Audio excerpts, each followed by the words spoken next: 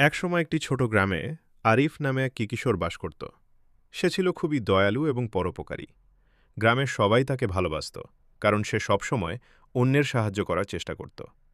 যদিও তার পরিবার খুব ধনী ছিল না, তবুও সে কখনো কাউকে সাহায্য করতে কার্পণ্য করত না। একদিন স্কুল থেকে বাড়ি ফেরার পথে আরিফ দেখতে পেল একটি ছোট্ট পাখি গাছের নিচে আহত অবস্থায় পড়ে আছে। পাখিটির একটি ডানা আহত ছিল, তাই সে উড়তে পারছিল না। অনেকেই পাখিটিকে দেখে চলে যাচ্ছিল, কিন্তু আরিফের মন তা মানতে পারল না। সে পাখিটিকে সাবধানে বাড়িতে নিয়ে এলো। মায়ের সাহায্যে পাখিটির ক্ষত পরিষ্কার করল, ওষুধ লাগাল এবং একটি ছোট খাঁচায় নিরাপদে রাখল। প্রতিদিন সে পাখিটিকে খাবার ও পানি দিত।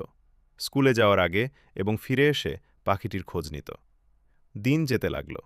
কয়েক সপ্তাহের যত্নে পাখিটি ধীরে ধীরে সুস্থ হয়ে উঠল।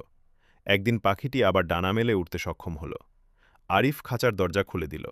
পাখিটি আকাশে উড়ে গেল, কিন্তু যাওয়ার আগে যেন একবার ফিরে তাকিয়ে আরিফকে ধন্যবাদ জানিয়ে গেল। সময় কেটে গেল। একদিন বর্ষাকালে গ্রামের পাশে নদীতে প্রচণ্ড বন্যা দেখা দিল। চারদিকে পানি বেড়ে গেল। মানুষ নিরাপদ স্থানে যাওয়ার জন্য ব্যস্ত হয়ে পড়ল।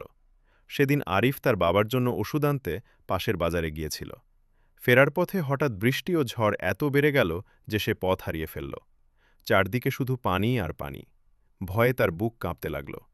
ঠিক তখনই সে একটি পরিচিত পাখির ডাক শুনতে পেল। মাথার ওপর একটি পাখি বারবার উড়ে এসে ডাকছিল। পাখিটি কিছু দূর গিয়ে বসত, আবার ডাকত। আরিফ বুঝতে পারল